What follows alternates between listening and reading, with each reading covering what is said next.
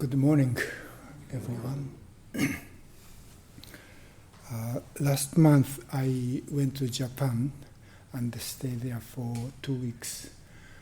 And after I came back, I had a chance to talk on this book, Opening the Hand of Thought, at Walter's class in Indianapolis. IU, Indiana University, Indianapolis. He asked me to give 3 talks, and one talk was 2.5 hours. So I talked on one book for 7.5 hours in 1 week. And I found that it was not long enough. So I decided to start to talk on this book on Sunday mornings. So I don't know how long that take, but I'm going to talk on this book when I give Dharma talk on Sunday mornings. And we decided that once a month, one Sunday a month, one of priests, either Shoryu or Shodo is going to give a talk. So maybe twice a month, I'm going to talk on this book. Thank you.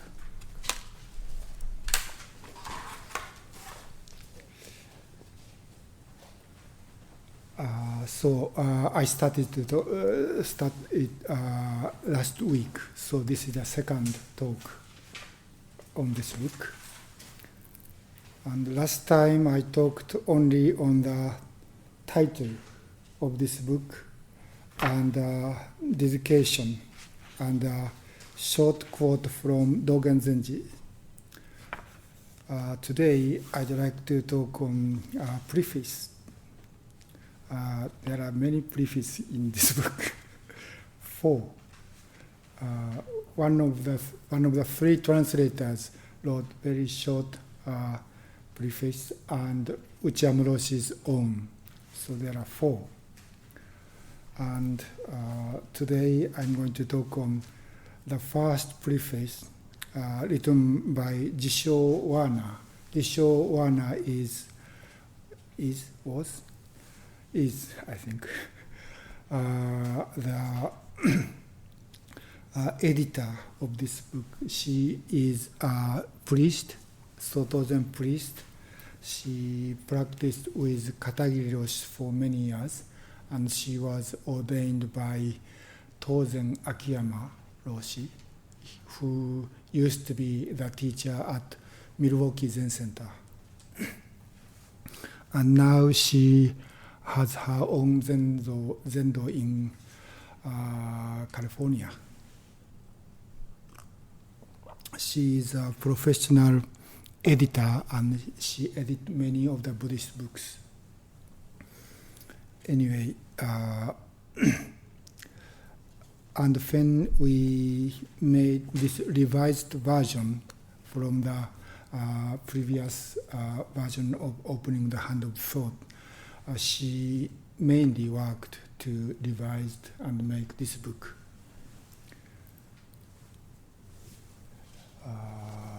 The title of her preface is The Story of This Book and Its Author.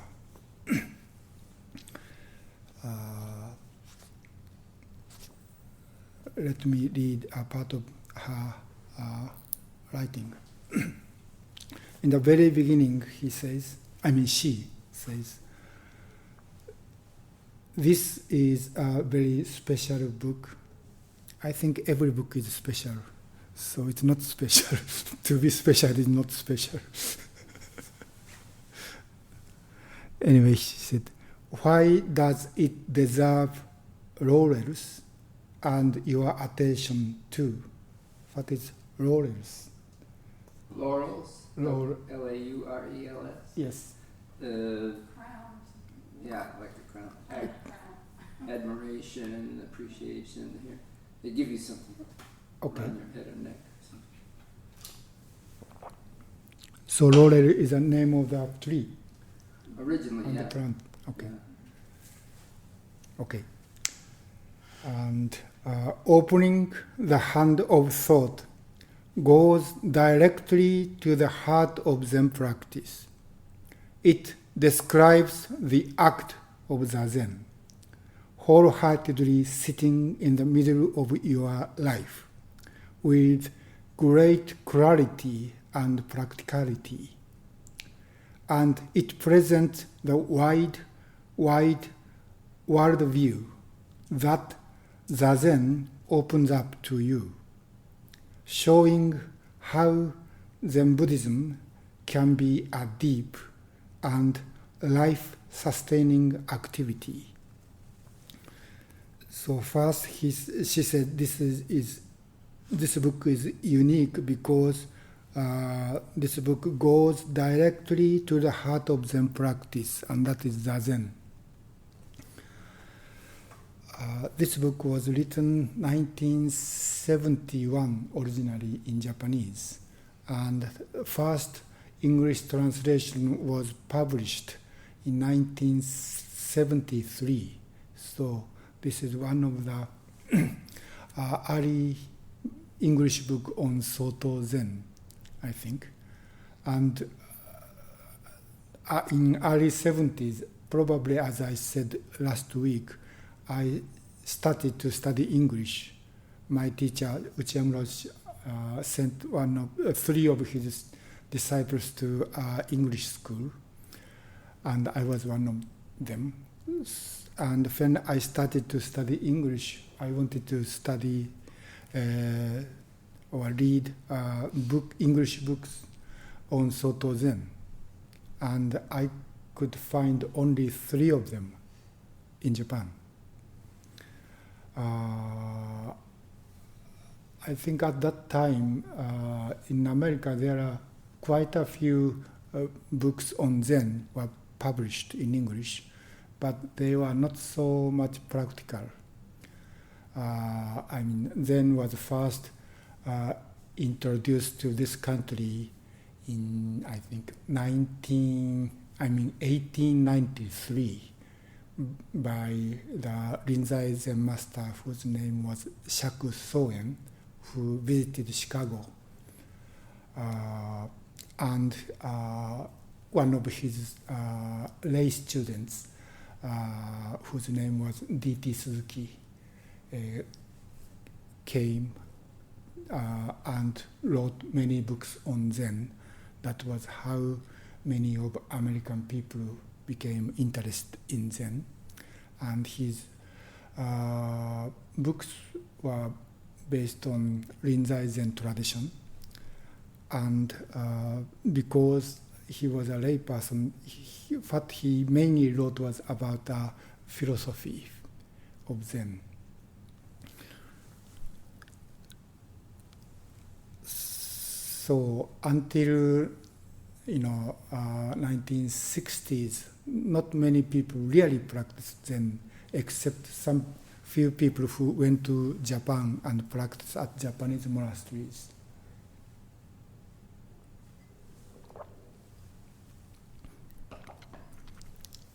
And Zen centers have been established in the late 50s or early 60s,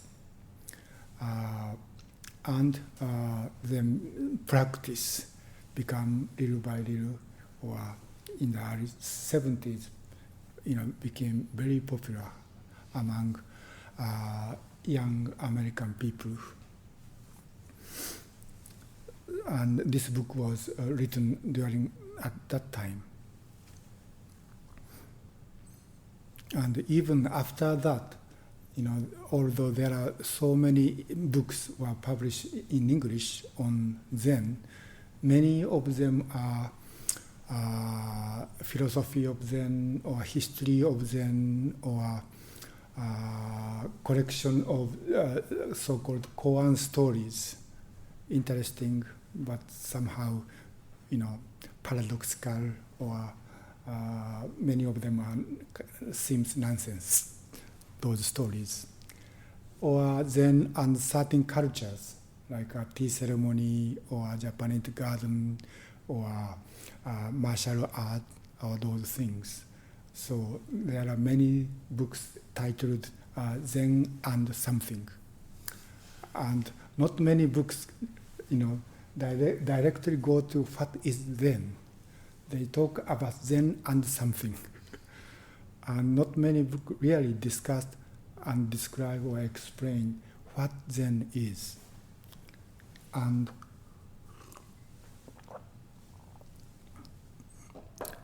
Zen literally means meditation. So Zen is something we practice, what we do.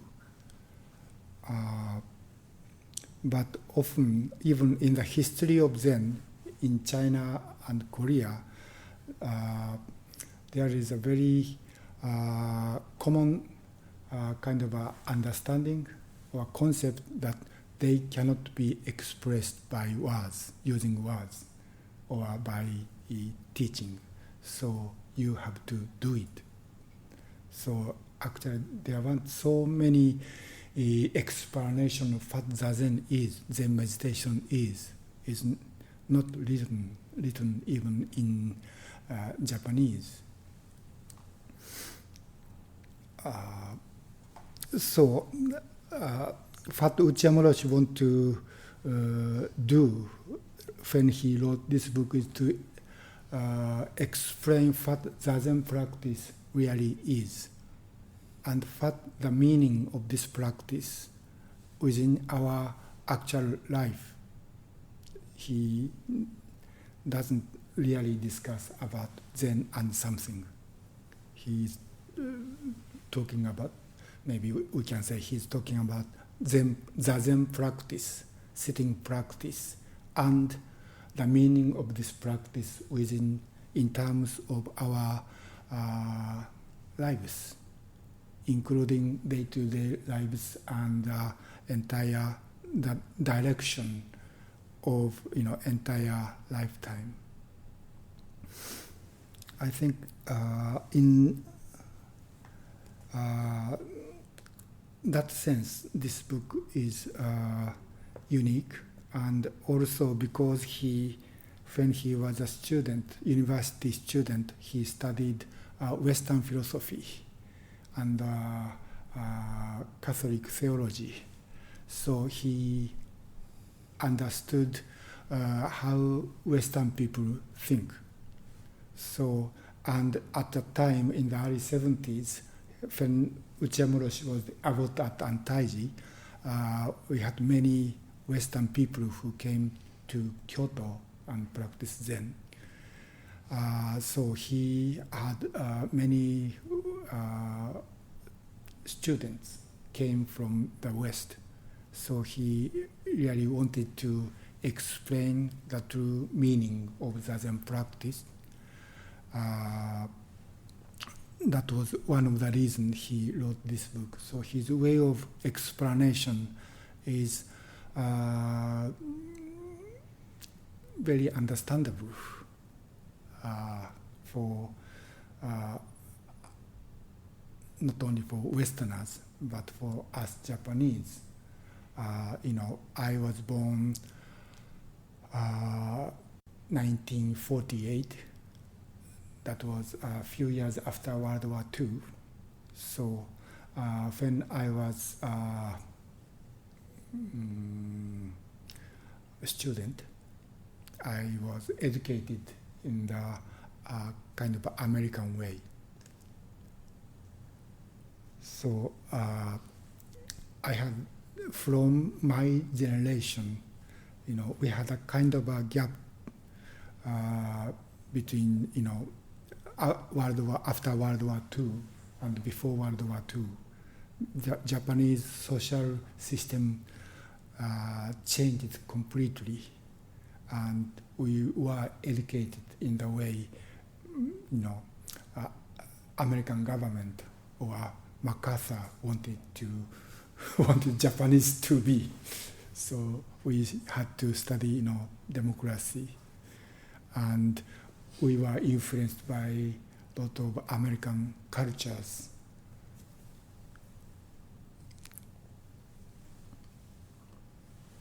So from my generation, we had a kind of a difficulty to study and really understand traditional Japanese culture.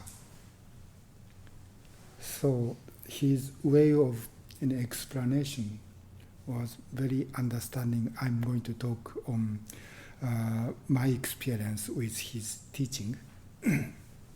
But in that sense, even within Japanese history of Japanese Zen, this is a unique book.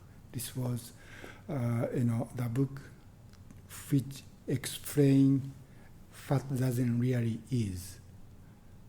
In the text of Zen, how to sit was often explained, but they don't really explain what really happening inside of ourselves when we practice Zazen.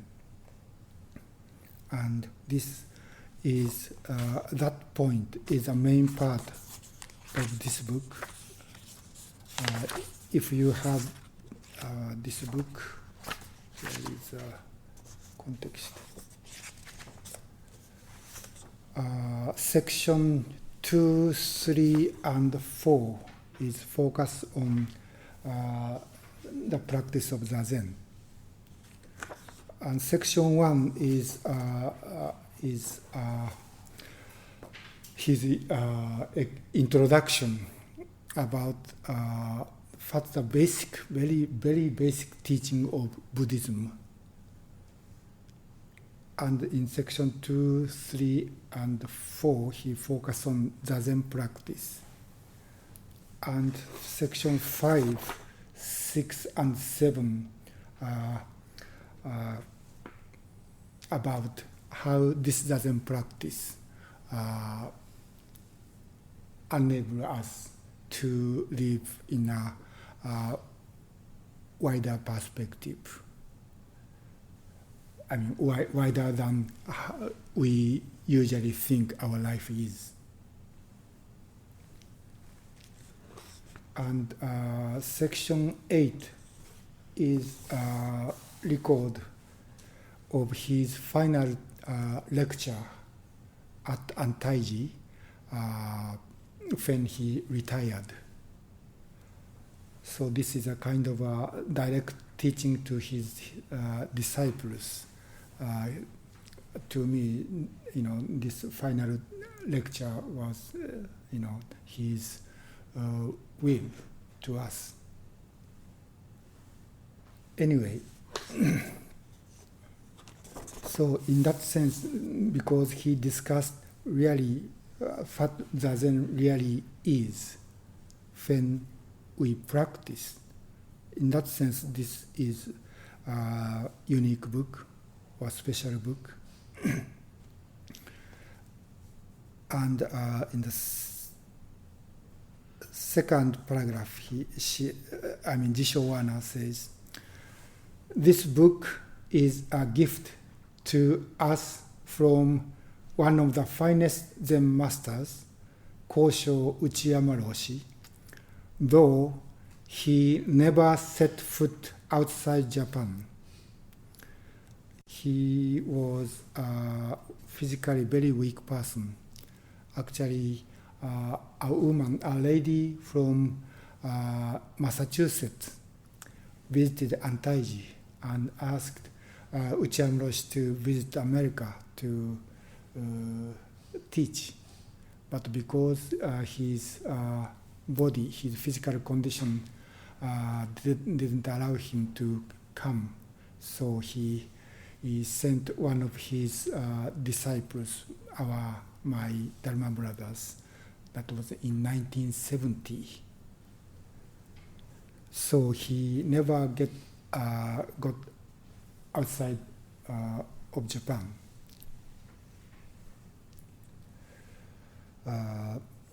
but his mind and heart flew across the Pacific.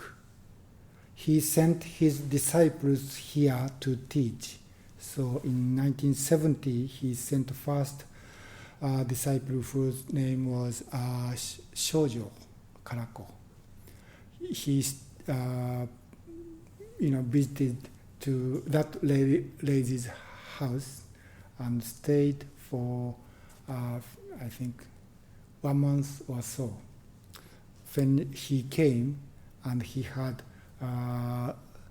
session like what we had at Antaiji, 5-day session. During the session, that lady escaped from her house because that was more than she expected.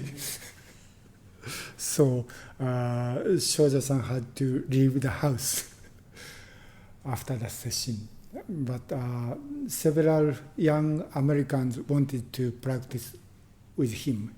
So as a group, they rent a house in Northampton, Massachusetts, and started to practice as a group, as a sangha. And Shojo-san stayed there for 3.5 years. Actually, he didn't speak English so well.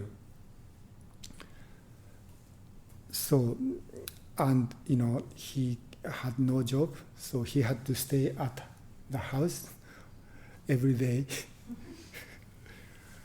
So, and he really loved sitting.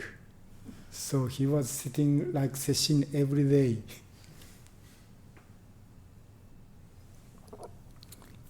And after 3 years, he had a physical problem because of too much sitting.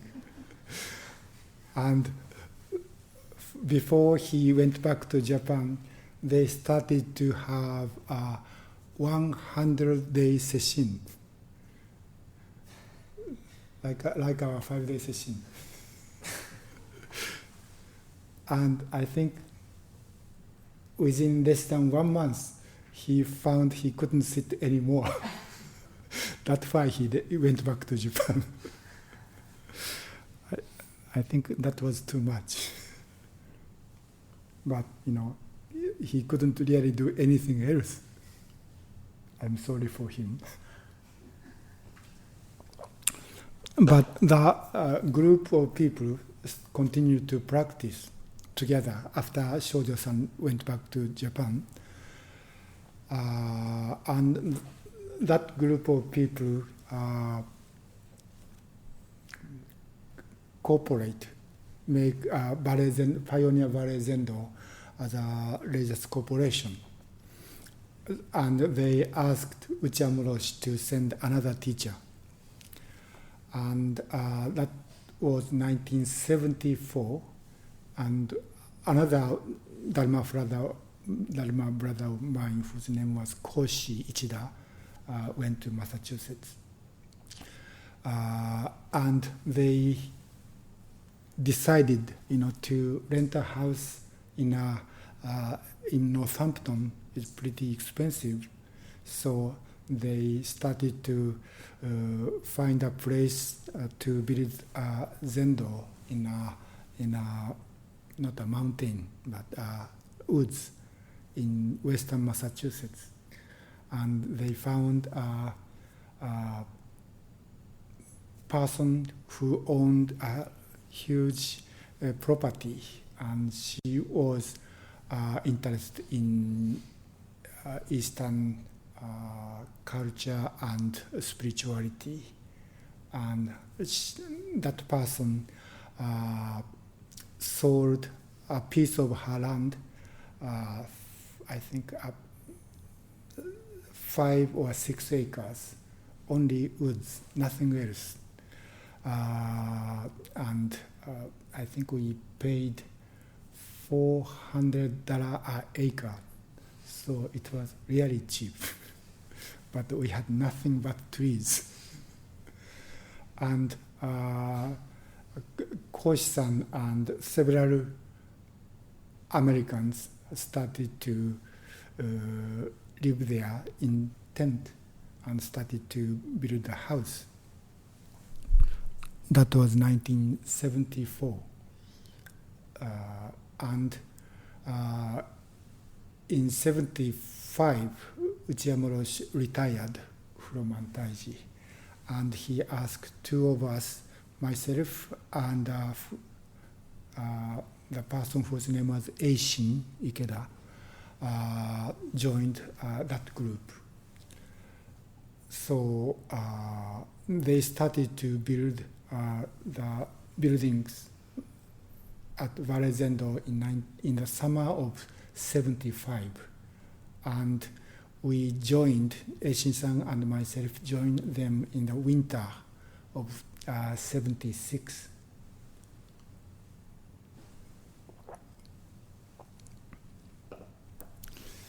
We had a house half built. That means we have roof and walls and wood stove in the basement.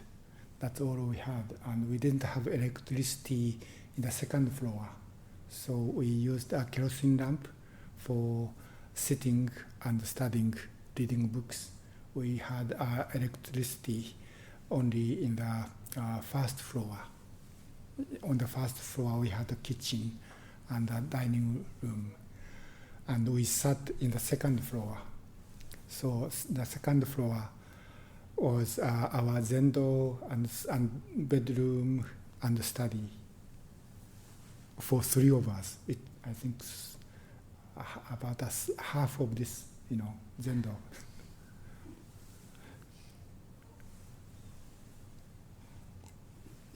That was how we started to practice at Valley Zendo in Massachusetts. And a few months after Eishin-san and myself arrived, American people left. So only 3 Japanese monks lived in woods in the western Massachusetts. And we didn't have a car because we didn't have a driving license. And we had to walk about 1 hour to get to the village to do shopping. So it was really quiet and peaceful and a lot of work. That was how we started to practice in Massachusetts.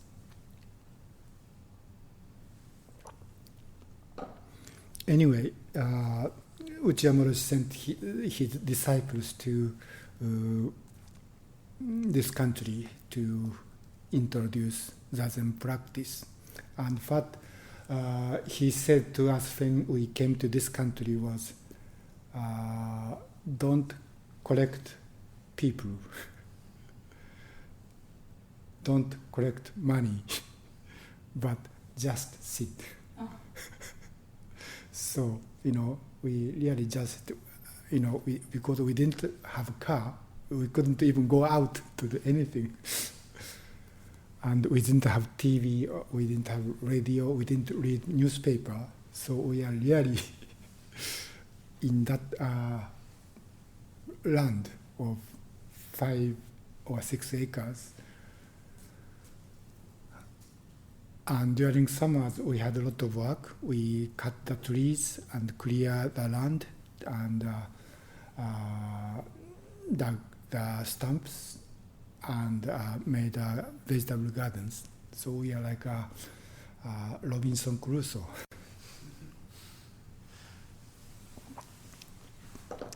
And we had no financial support from anywhere. No one came from, no American knew we are there. And we had no financial support from Japan. So we had to, support ourselves. So first job we found was picking blueberries. There are many blueberry fields in Massachusetts. And because we didn't have a car, a friend of ours gave us a ride to set a tent nearby the blueberry field, and we lived in a tent for 3 weeks or so, and we, picked blueberry every day. Blueberry fields are really beautiful. The entire hills are, covered with blueberries, especially in the morning when with the morning sun. It was really like jewels. It's really beautiful. But picking blueberry was a really terrible job. It is low bush, so and we pick with a scoop. So we had to always bend our back all day long. And the rotten blueberries, stick on our clothing, so it, smells terrible. But anyway, that was how we supported our practice. I was 27 years old, so I could do in that way of life because I was young and foolish. I really loved to live in that way. Anyway, that was how he sent his disciples and tried to, establish a small Zen practice center. And Valley Zendo is still there. And they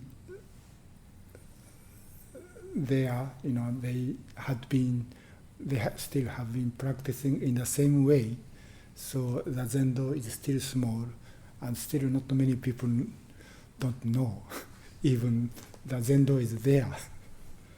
Now, this person, Eishin-san, is living there and still doing 5-day session every month. So if you are interested in practice, that kind of practice, please try to visit there.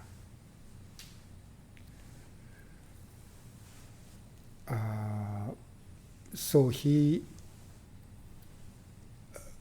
Okumura Roshi had a kind of vision that in the 21st century we need spiritual practice, not only the scientific and technological development make human beings happy and wise. So he thought in the future or in the 21st century, all people in this planet need a spiritual practice. And Zazen is very simple and practical spiritual practice. So he thought, in this world, people need Zazen practice, and Zazen practice can be done without, a set of belief system. We can just sit. So he thought from in the future, this Zen practice should be introduced to many parts of the world. And he thought that Pioneer Valley Zendo was the first one, but it's still small. And our Sangha here is also new, but still small. But he always said, "Don't be in a hurry. It takes time to transplant one tradition of spirituality to another culture or society. So we should not be in a hurry. Just keep sitting, keep practicing. Then people, gradually come to practice with us." That was his attitude. So he said, "Don't make any advertisement. Don't try to collect people, and don't work on fundraising, but just sit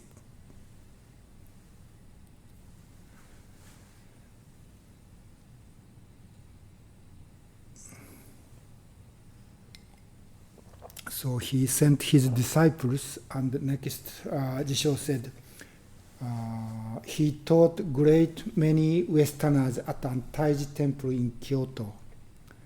He was about for 10 years. Yeah, as I said, we had 5-day session 10 times a year,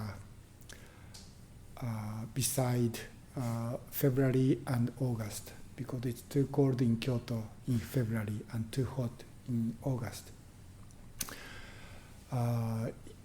Usually we had about 50 to 60 people came to sit for 5-day session, and 1/3 of participants were people who lived at Antaiji, monks and some visitors, and another 1/3 of session participants were Japanese lay people who came to sit from outside, and another 1/3 was foreigners. So each month we had 15, 20 Westerners come to sit with us during session. And also some of them lived in the neighborhood of Antaiji and came to sit almost every morning. So he had many students from the West. And one of them is one of the translators of this book, whose name was Daitsu Tomurite. And another one was Arthur Braverman, who wrote the book Living and Dying in the Zen. And there are, many Americans and Europeans who are still practicing the Zen. And next paragraph she says, Antaiji was a very unusual place for its mix of monks and lay people practicing together, and its mix of Japanese and Westerners.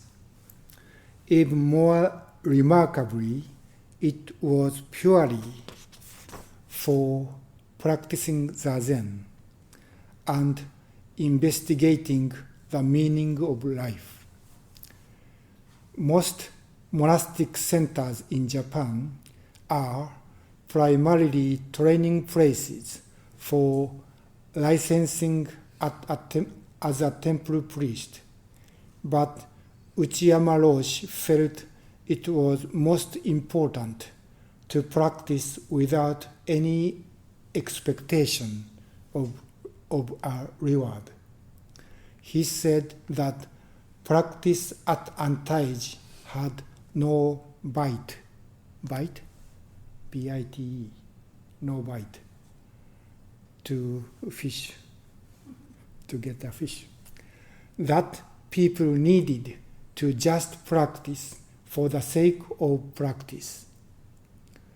Those disciples who needed certification as temple priest, he sent to regular monasteries for supplementary training. So Antaiji was a kind of a unique place. Antaiji was not the old place in Japanese Buddhist tradition. It was founded in the early 20th, so it's not old at all. And the reason for the founder of Antaiji was he was a layperson, and he used to be a priest, but he left temple and he became a businessman, and he was very successful and he had money, and he thought, Shobo Genzo, Dogen's teaching, especially Shobo Genzo, was really difficult to understand. And he thought in modern times we need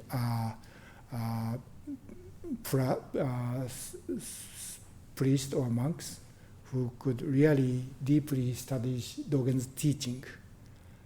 So the purpose of founding Antaiji was to invite students who graduated from Komazawa University. Komazawa University is a Soto Zen university to educate Soto Zen priests. And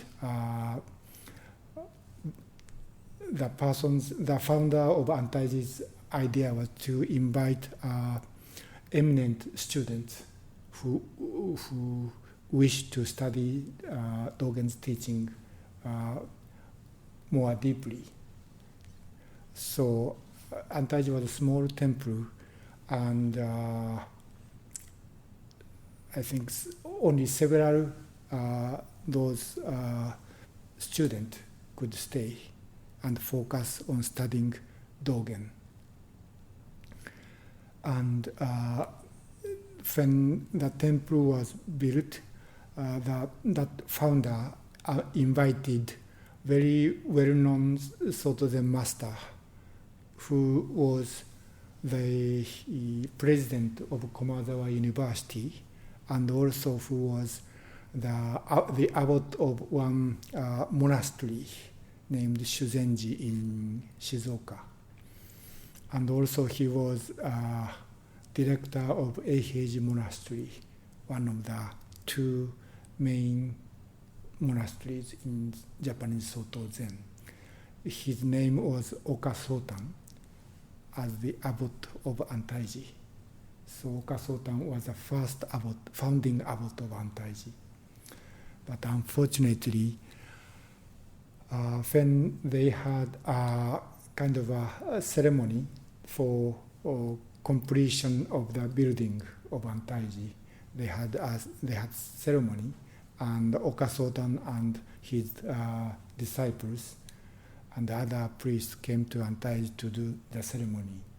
And at that time, the buildings was not really completely, finished.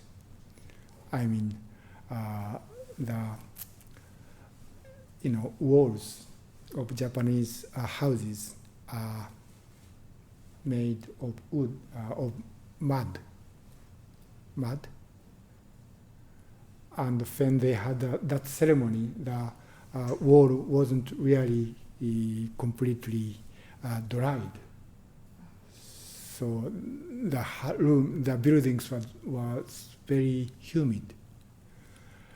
And the Oka Sotan Roshi was quite old, and when he stayed there to do that ceremony, he had some.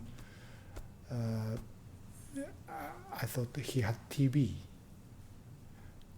and I think few months after that ceremony, he died. And I think Sawaki Roshi was still a young monk, practicing occasionally with Oka Sotan, and Sawaki Roshi was attended that ceremony.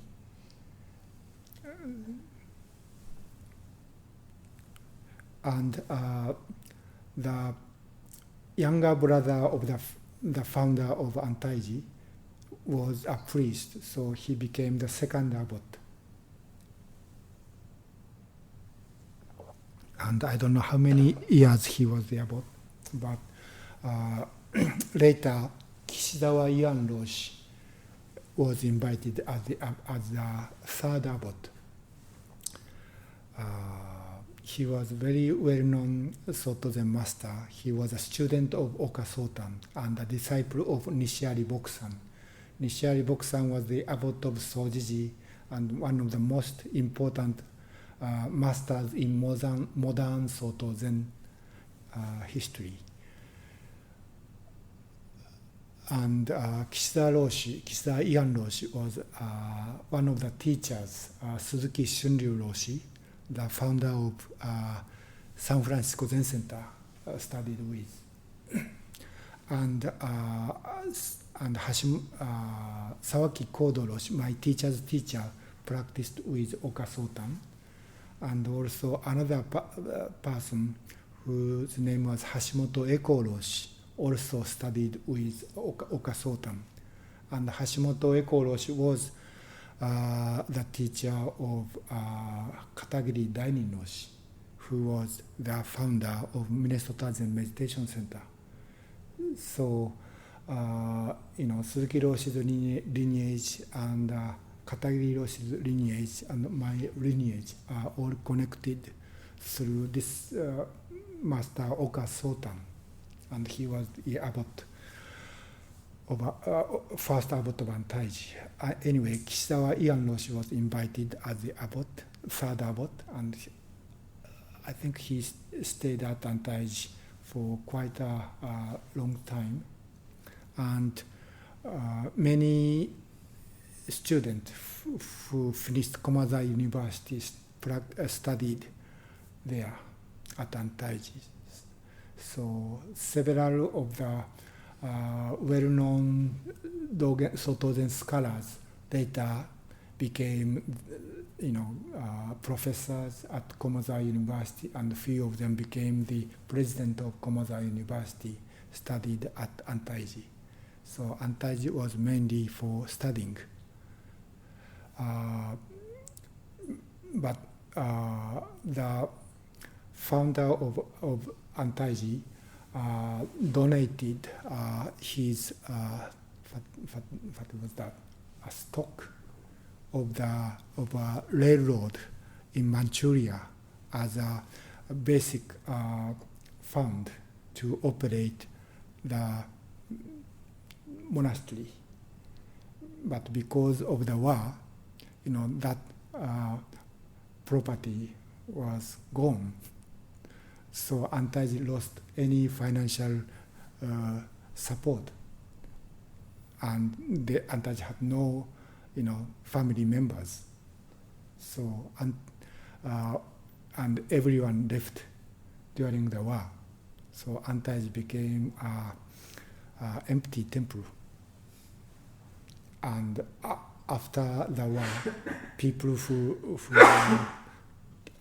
not priests, people who came back from China or Korea or Manchuria started to live in that temple. So it was not really a temple at that time, for a few years after the war. And after Kishizawa Roshi, another very famous Soto Zen scholar, whose name was Eto Sokuo, became the abbot of Antaiji. But he never visited Antaiji. He was a president of Komaza University, and only by name he was the abbot. And a few years after the war, those people who temporarily stayed at Antaiji left, and Antaiji became the empty again. And Sawaki Kodo Roshi, Uchiyama Roshi's teacher, was the professor at Komaza University, and he heard there was one empty temple in Kyoto, and he asked the president of the university, Eto Soko, who was only by name the abbot of Antaiji, to borrow that building for his disciples, because Sawaki Roshi didn't have his own monastery or temple, and he had many disciples. So Sawaki Roshi was called a homeless Kodo because he didn't have his own home. So that's why Uchiyama Roshi and his Dharma brothers started to live at Antaiji. So Antaiji had no financial support at all. and no family members. So Antaiji was very poor after the World War II. So Okumura Roshi and his Dharma brothers stayed living there, had to support their practice by doing takuhatsu or begging.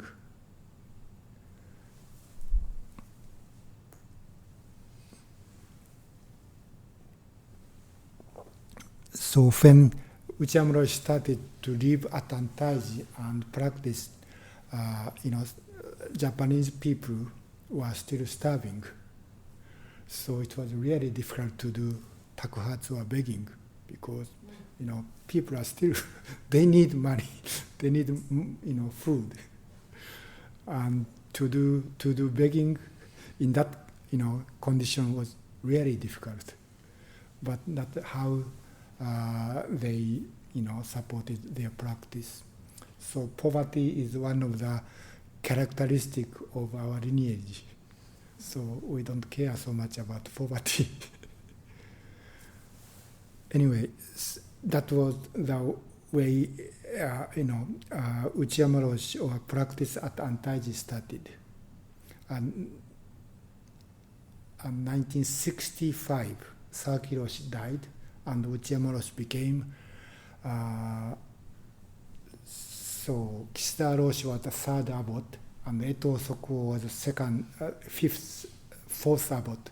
And Shohaku Roshi, he was also only by name abbot of Antaiji until his death, because he never lived at Antaiji until his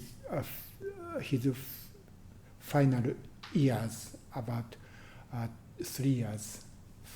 He became really aged and couldn't, travel anymore. Until then, until he was 83 or 4, he traveled by himself all over Japan to teach.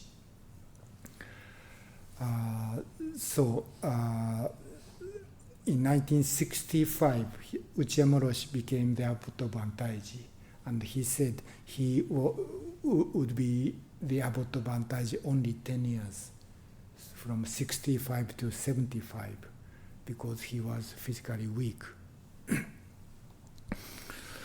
So when he was the abbot, Antaiji had no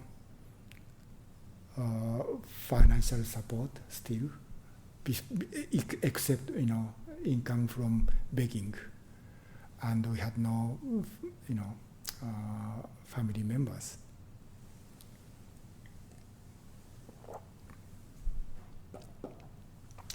And what Okumura Roshi did was only really focus on Zazen practice and teaching about Zazen. So Antaiji was not really an official monastery. And we didn't even have a morning service. Chanting. We had very short morning service, 6 days a week. But at Antaiji we didn't. We had no ceremony almost at all beside ordination ceremony. When someone wanted to be ordained as a priest, of course we had to do, Roshi had to do the ceremony, but that was the only ceremony we had at Antaiji. And only occasions we chanted the Heart Sutra and the Shosai Myo Kichijo Dharani was when we went to takuhatsu. Otherwise we never chant at all. And we had no ceremony at all. So Antaiji monks had a bad reputation at other monasteries, because we couldn't chant even the Heart Sutra without seeing the sutra book. So we only really practiced Zazen and studied about Dogen's teaching about Zazen. So Antaiji was a really unique place as a practice center, even not even in Japan.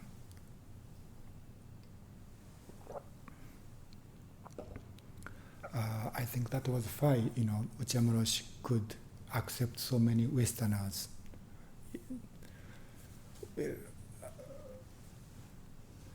I think it's time to stop talking.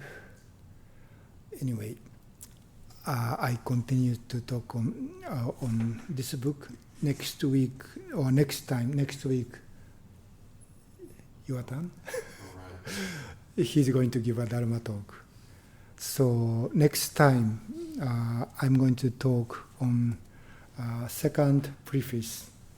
That is what I wrote. And the title is Teacher and Disciple. And I'm going to talk on my experience with Okumura Roshi. So if you have this book, it might be interesting and helpful to read that part. This book, if you are interested in buying this book, I think we have some copies of this book at the office. Any question? So in that winter, when they were in the tents, did they stay in the tents all winter? Before they built the house in Massachusetts? Oh, in Massachusetts.